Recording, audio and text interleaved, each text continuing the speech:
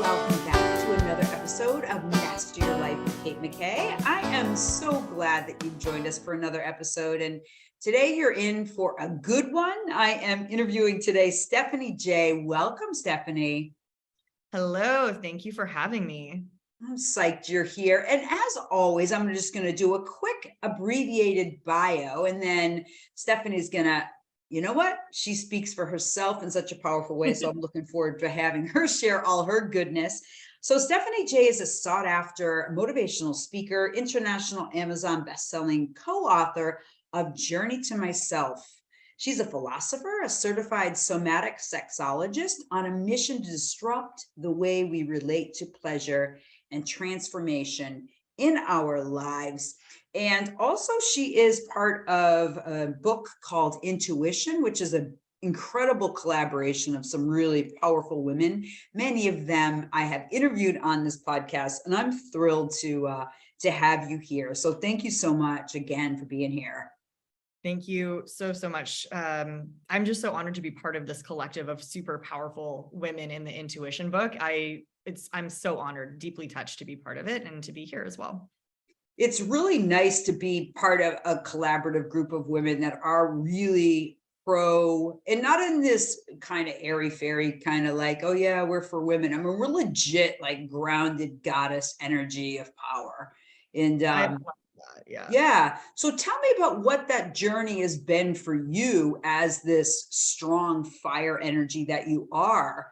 And how has that been for you journeying to and into this group of women? Have you always felt that you were supported as who you are, or did you always feel a little bit different, Stephanie? Oh my God, I'm the rainbow sheep of my family, is what I like to say. And it's been quite the interesting journey as somebody that, before this, we were talking about astrology, Leo, lots of strong Virgo placements, Scorpio. There's a lot of really powerful energy in my chart and in my persona.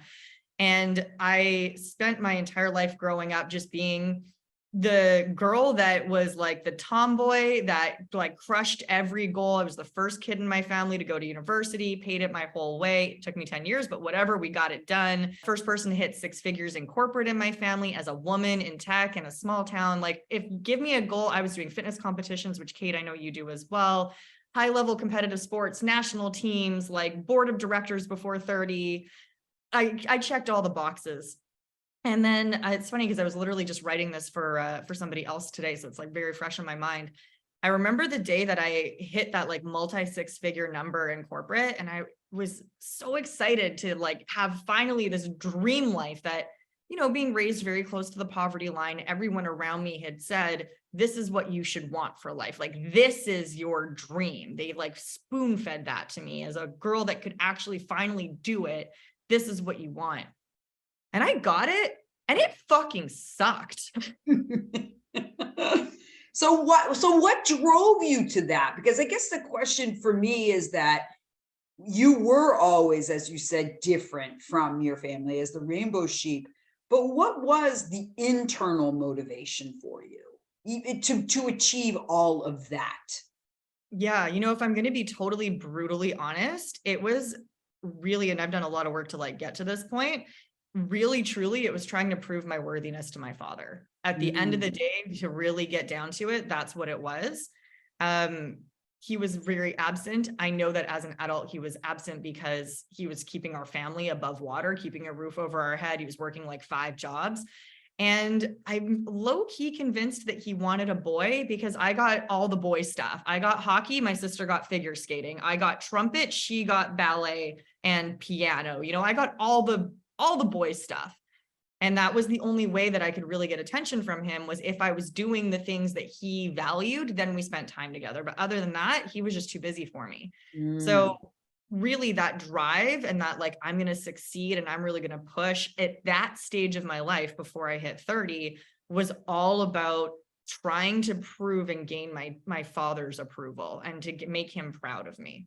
So did you feel that you were a masculine energy then? Very much so. Like my mom was surprised when I wore a dress to grad, for context. Right. So how did you then eat? What was that evolution then for you? If you felt like the place where you were gonna get most validation was in your masculine energy. What was your journey back for you, Stephanie? It was long and bumpy and involved a lot of tears, as I'm sure you can imagine. The beginning of my spiritual journey, which is covered in the book that you mentioned, Journey to Myself, so that I have a whole chapter on this.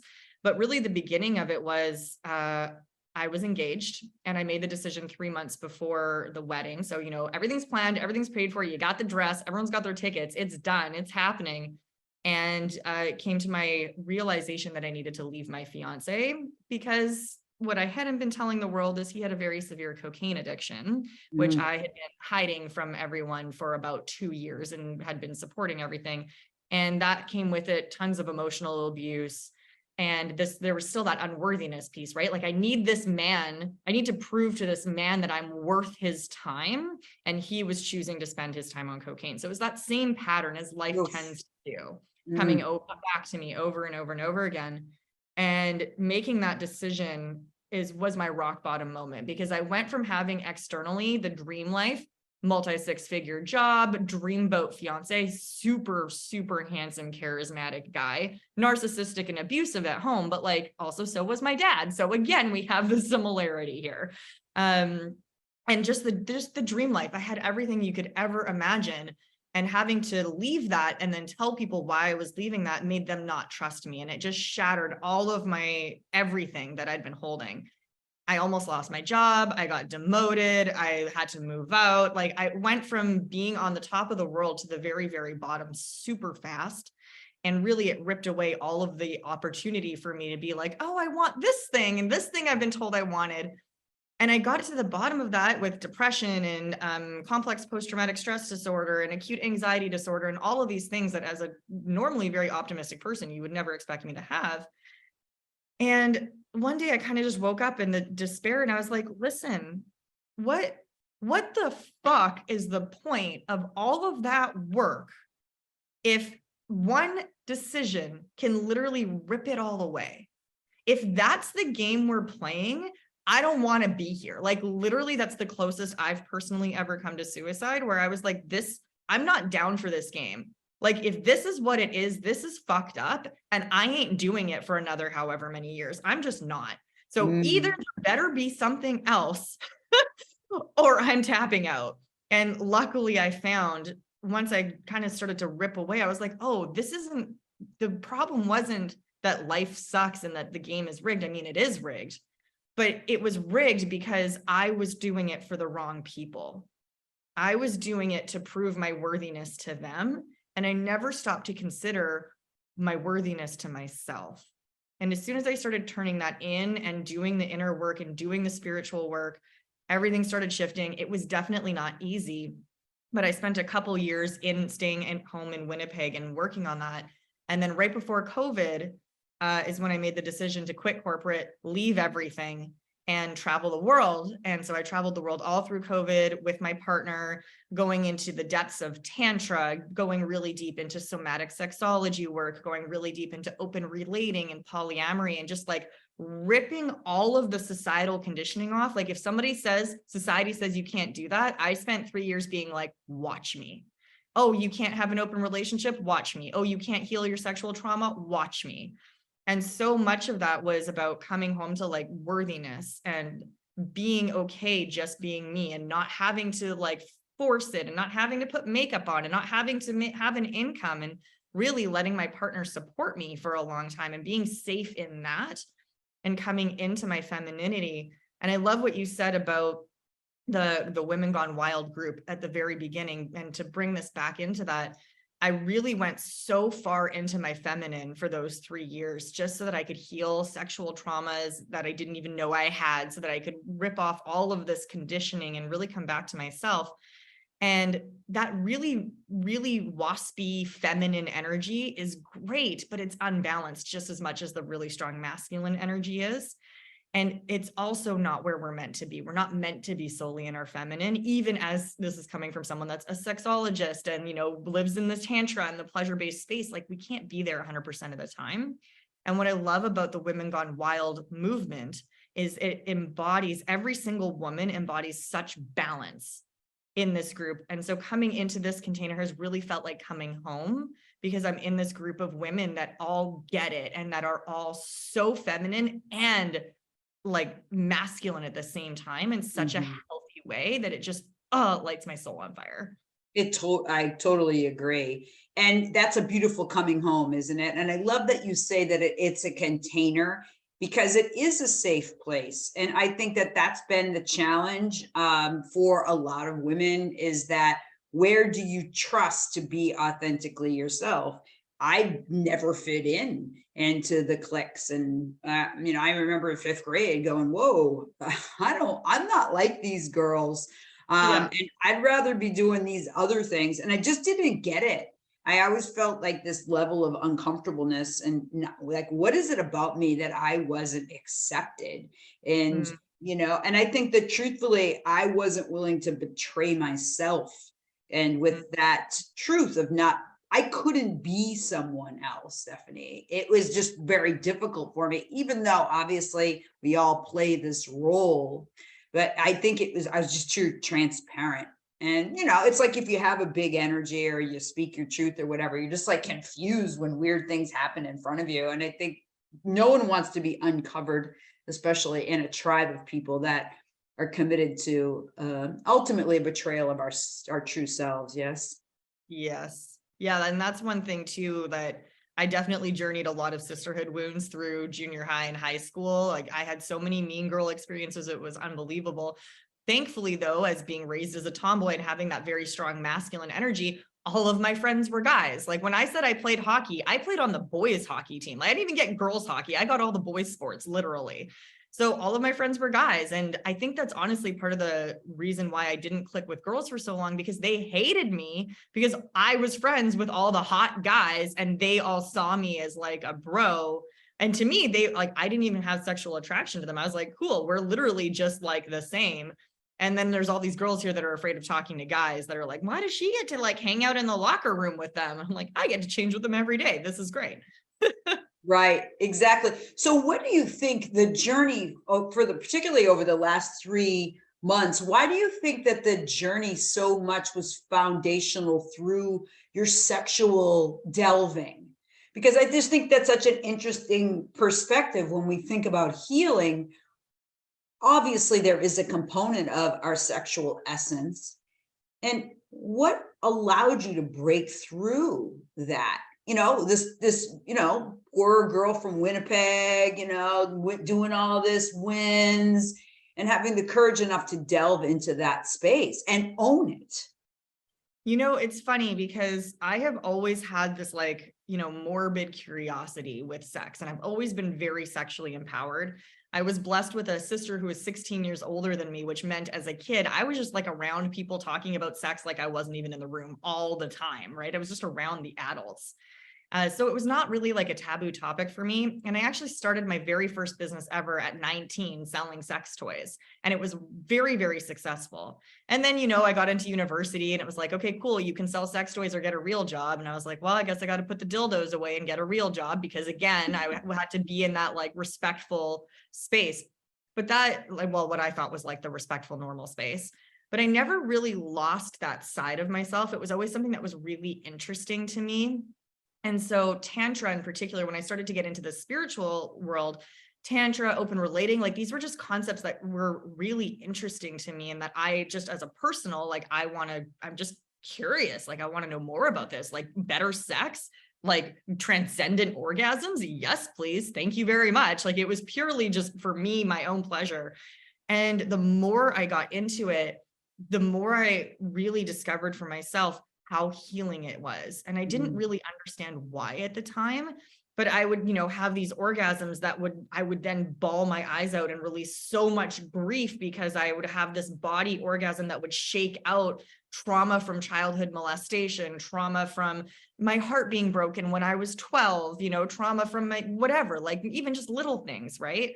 And it would just vibrate through my body as a result of the energy of the orgasm. And I was like, oh, there's really something here. Like, this is really interesting. And I just honestly became so obsessed with learning more about like, what is that? What is it about sex and about not even just orgasm, but sexual energy? that is so powerful. And also, my rebellious brain is thinking, why is it that society doesn't like this thing? There must be a reason. And I don't think society knows what the reason is, but like there's a reason that we don't feel safe to talk about this. And I want to know what that reason is. So the conspiracy theorist in me was turned on, as well as I was turned Right. on. The conspiracy theorist. I love it on this plane. It's so awesome. Are you looking to learn more about high performance coaching with Kate McKay?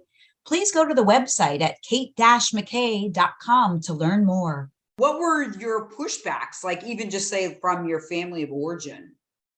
Oh my gosh. So, and my mom, just for context, I love my mom to death. We have such a wonderful relationship. And when I launched my sex toy business, she was the first one to book a party. And it was like an MLM style. She was one of my best customers, her and my sister. All of my family members bought sex toys from me. So like all of my friends, like this was not a secret. It was like a very accepted thing.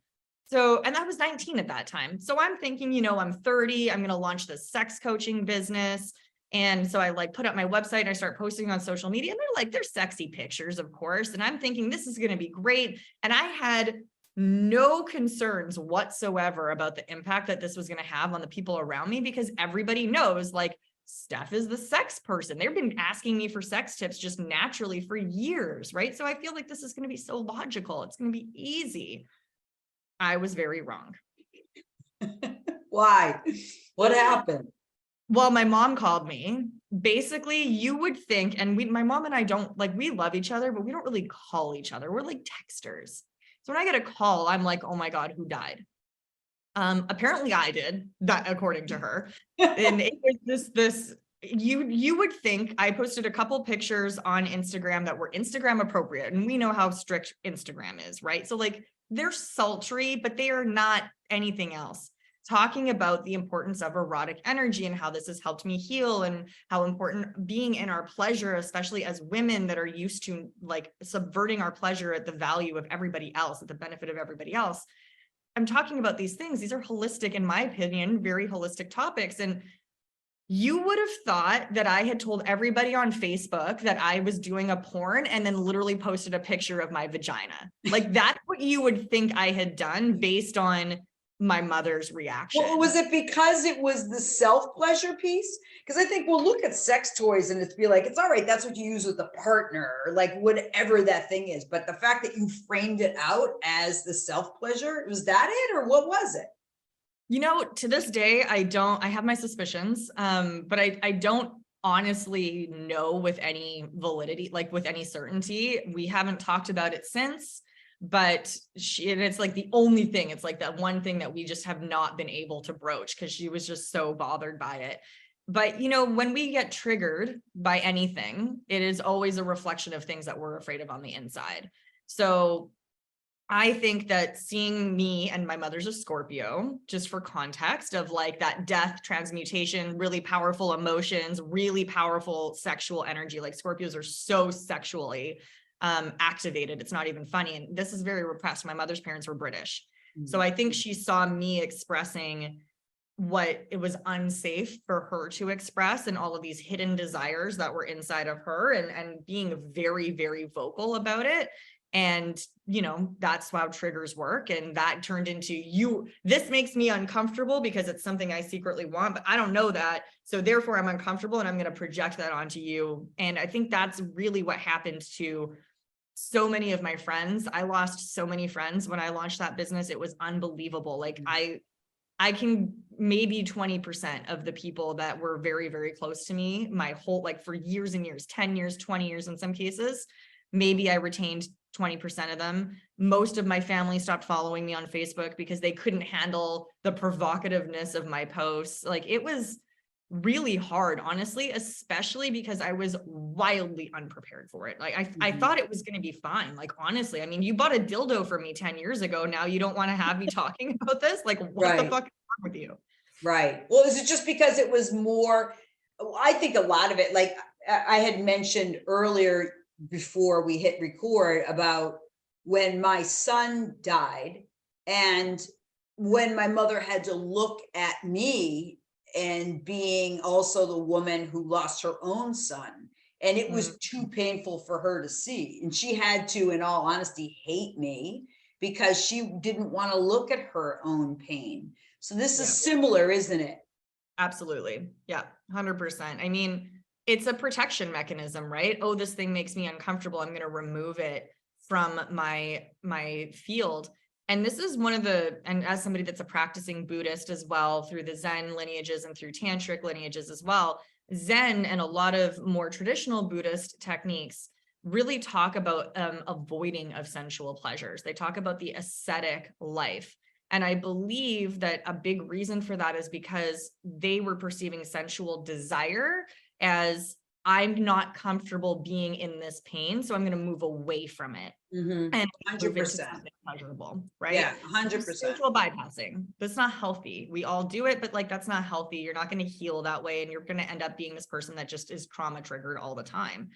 Whereas in Tantra, we talk about pleasure as this more transcendental state, this healthier expression, but we also recognize duality, right? Mm-hmm. So if you want a life of pleasure, and this is something that I think doesn't get talked about enough in the pleasure activism movement, if you want a life of pleasure, you've got to be willing to see the duality in that. And the amount of pleasure that you can experience is directly proportional to the amount of pain that you can handle.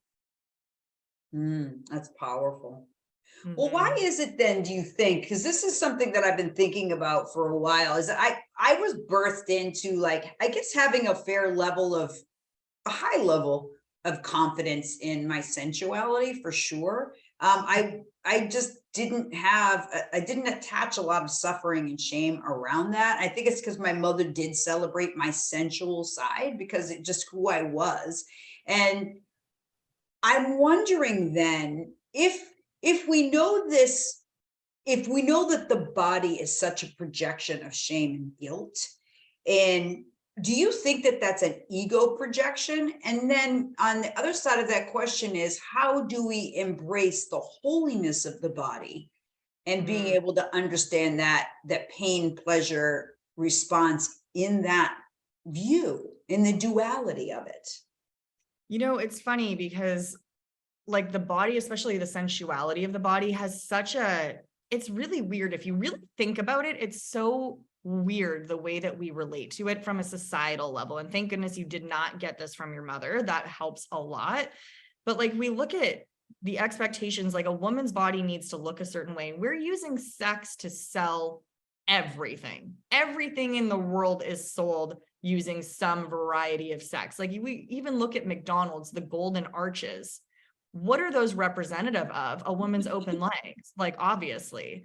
So everything that we see, from something as simple as McDonald's to something even more complex like a car or a perfume, right? Or like, the next fancy car, or even financial stuff. All of this is sold based on the premise of sexual energy and the promise that if you buy this thing, you will feel some kind of erotic sexual energy. And your body, right, even though it's subconscious, that's kind of what you're seeing. And the body reacts to that because it's like, oh, that's my natural state. That's the state of creation. That's the state of magic. And I don't get that anywhere else. So I'm going to go towards where it's being marketed to me. And then simultaneously, especially those of us that have grown up in a world that went through a very large Christian like religious upbringing. So most of us in the Western world has a very heavy Christian leaning. Religion's amazing. There's nothing wrong with that. But there was a period in that history where sex became dirty and sex became bad. And there's a lot of reasons why we can say that is, lots of different perspectives. We don't need to go down that rabbit hole. But the truth is that we saw religion really shame especially women's sexuality very, very heavily. And we're still going through that generational trauma. As a result of that, what we're seeing is women are being told, don't touch your vagina, don't enjoy your pleasure. You can dance sexy, but if you dance too sexy, you might get raped and you'll be asking for it. Don't wear too low of a skirt.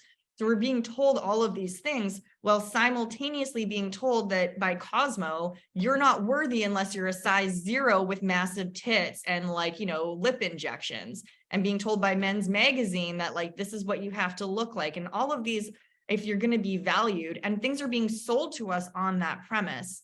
And it's really created this really like fucked up standard for women, especially as we relate to our bodies. So that's my first pitch or my first, like, the way that we relate to our bodies and to sexuality just really needs to change. And so much of that needs to come back to what feels good to me? What am I willing to do? And like just shutting out the noise of like, what have I been told? What have I been that is allowed, that is not allowed, that is pleasurable, that is not pleasurable? Even what parts of my body have I been told feel good or don't feel good or should feel good or not, erogenous zones? Like, let's just forget about all of that and spend some time just on me and what I like and what I feel good, and start just getting rid of the noise, because we're just women are so conditioned and so programmed. It's like really unfortunate. And then when we start playing into like the duality, when we start going into, okay, pleasure and pain. And again, we were chatting a little bit before the call about, even just grief. It doesn't have to be, emotions are felt in the body just as much as sensations are, right? They're all body. And that pleasure versus pain dichotomy, choosing to go into that when you have a negative emotion that is coming up. And I'm not saying choosing to go into it because, you're going to let it consume you and you're going to become a rage monster and go smash someone's car window. Like this is not what we're talking about, or fall deep into depression. And, it's more about being willing to feel deeply in your body so that it can release. Because when we're willing to feel, it actually doesn't get stuck in the body. And this is how we heal. And the more we're willing to feel that pain instead of running away from it, whether it's emotional, whether if let's say you're in the BDSM community and we're talking about spanking or needle play or anything like that, or even just at home and you're playing with something that's maybe a little bit more intense in the bedroom or just with yourself, the more you can allow yourself to go into that feeling, into that pain, and realize that pain isn't going to own you, right? The only reason we fear it is because we think it will destroy us. And the more you practice going into that, pain can actually become pleasure, and pleasure can actually become pain. And you find that they're actually just two sides of the same coin that can very beautifully weave together. And there's no need to be afraid of either one. And the more you're willing to do that on one side, the more you'll be able and willing to do it on the other as well. Mm. That's a really good point. So do you think, and that's, I think, in anything, so much of my experience, and people are like curious, as just the sheer fact that I still compete in bikini competitions, they're curious about, how can you look like you do at your age, and these types of questions. And I'm always confused by that. And I've just realized sort of recently that it's not necessarily, yes, they see the way that I look physically, but I also think that they're curious about how I can own my level of confidence that I have in being able to do what I do, even though society or by age or whatever it is, it should be telling me I shouldn't be doing what I'm doing. Like, it's like, I'm bad for doing it. And I think that part of my shock and awe is I'm always so confused by, am I missing something? Am I doing something that, why do people not like me? Or why do I make people so uncomfortable by my level of showing up holistically? And I think that honestly, it's a part of me is in the innocence, because I do view, you know what I'm saying? Like, I do view as what I do as a holy experience, as I do sexuality. I believe it is a holy experience that I am fully present in. And yes. I don't understand, and I seek to understand, and I seek to find a way to speak it and clarify it, that the body isn't supposed to be projected hatred on it. It's supposed to be an extension of the holy relationship we have within and without, or whatever our spiritual affiliation is, the holiness of this process.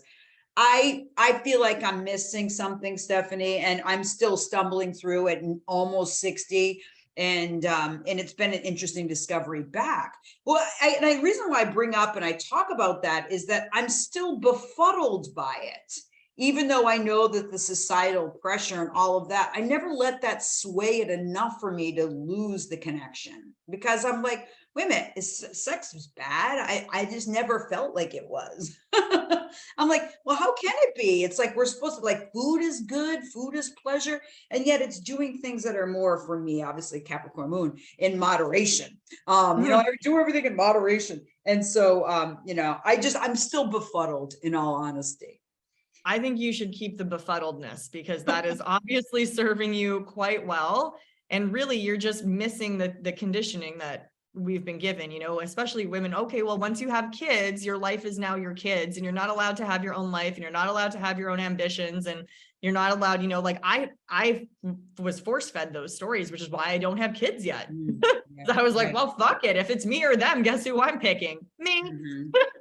100%. And that's another part too that was always confusing for me, is if you hang around sometimes with a lot of women in particular growing up, is like, that's all they talk about. And I'm like, can you just talk to me about you? Like, what's going on with you? Because I don't really care about your kids. And it's not like, obviously I do, but I'm not interested, because we wear children like armor.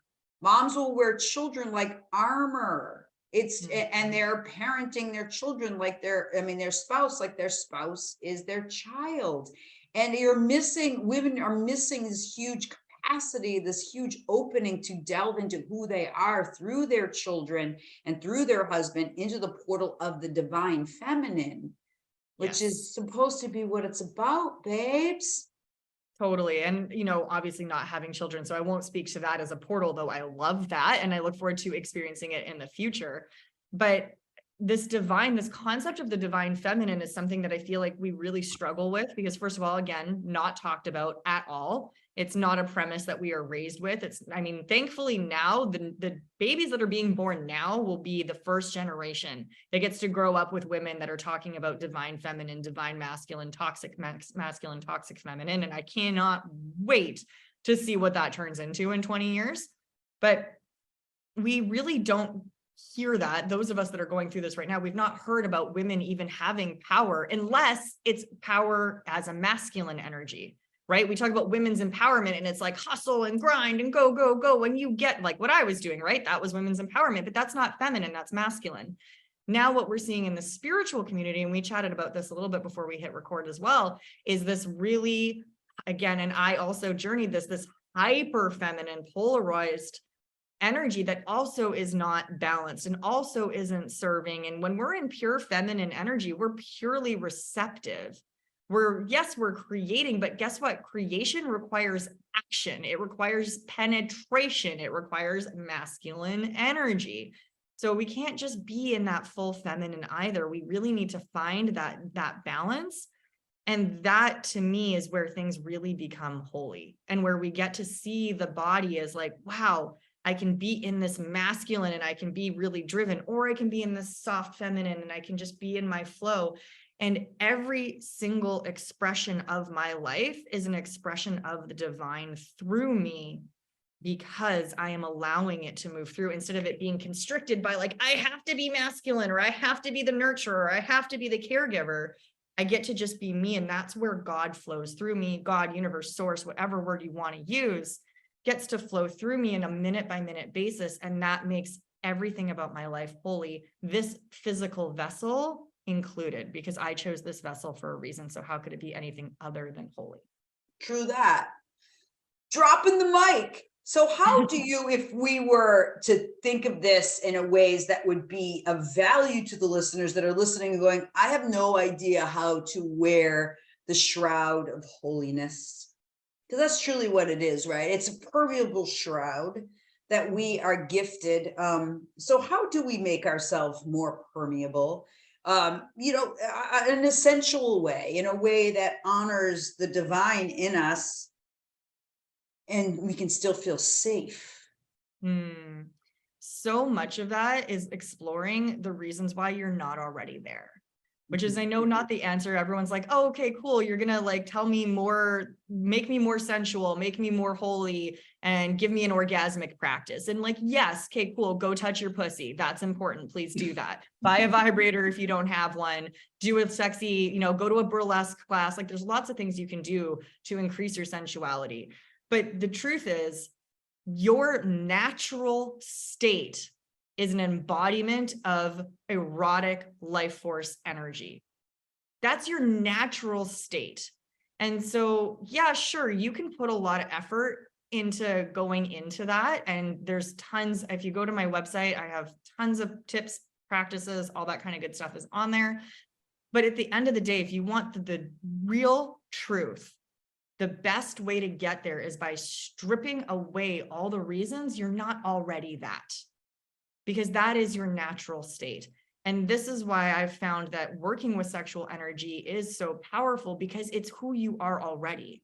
You're already a natural embodiment of erotic life force energy. It's literally who all humans are, but especially as the feminine, it's that fire.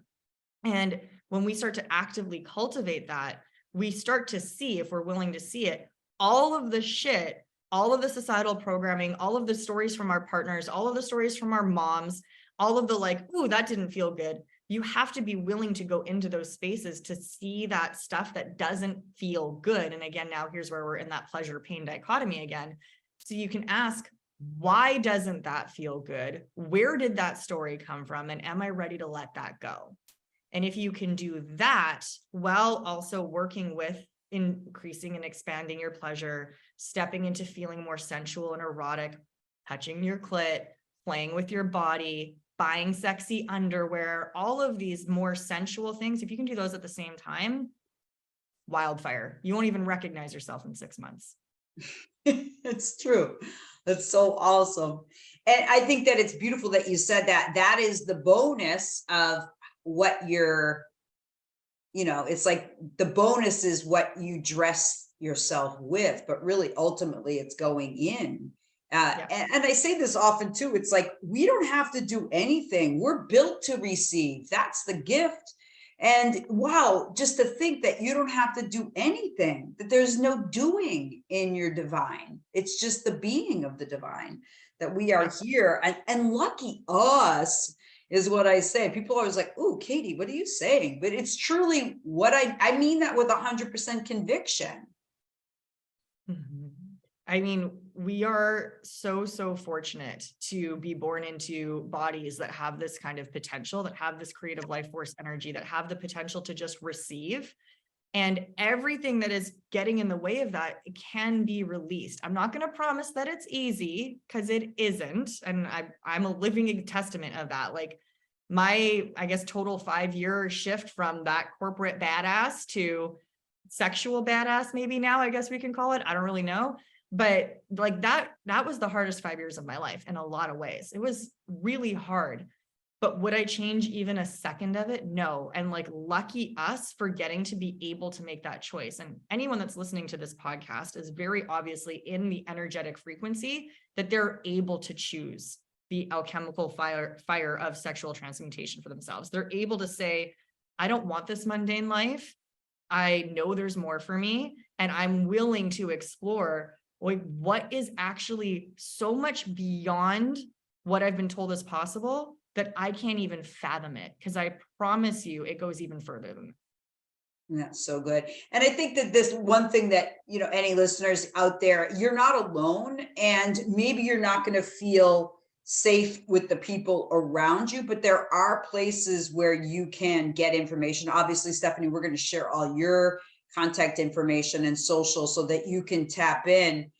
But just it's understanding at the core of you, when you hear that you are a erotic life force of energy, that's essentially who you are, breathing in and knowing that is the essence, even if that's the one thing that you take away, and hand on your heart and breathing that in, that's a really beautiful place to start.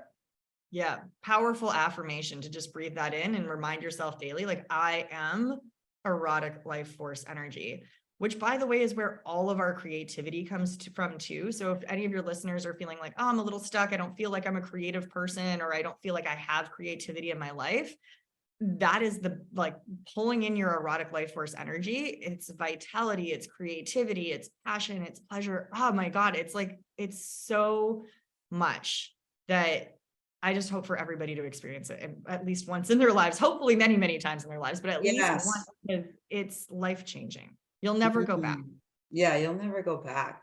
Well, wow. So is there one thing, I usually say, hey, if you had a billboard, what would you want that billboard to say? But is there one thing or something that you want all the viewers and listeners to know, Stephanie, today? My life motto, which has gotten me through so much, especially in the last 5 years, has been feel the fear and do it anyways. Mm-hmm. Right on. Step into the fear. Yeah. It's so true. Fire. Yeah, it's so good. I love it. And I can't wait to delve in more on your work. And I just want to say thank you. Thank you for being courageous enough to step in, even with the level of opposition that, internally we face, in our community we face, worldwide we face, and even in our own spiritual journey, there's the fear and the pain always as we meet and grow and become our higher and best selves. So I just want to say thank you for being a partner in my community and in my vibe tribe of standing in for each other and knowing we're not alone. Definitely not alone. The more of us that are here together, the faster we can all ascend and transmute these fears on a collective level. So thank you for having me and for being part of this community and sharing my message with so many wonderful souls. I really appreciate it. Thank you so much. And thank you to all the viewers and listeners for tuning in and being courageous enough to step in to your fire. And until next time, just embrace the fact that you are a erotic being of energy and light. And we see you and we know you. And I look forward to sharing this journey with you as we move forward into such incredible power and grace. Take good care. And until next time, don't forget, you have greatness within you. You really do. Take good care for now. I'm Kate McKay. Thank you so much for joining us for this episode of Master Your Life. If you enjoyed this episode, please like this and share it so that you can get notices for the next episode, releasing every week.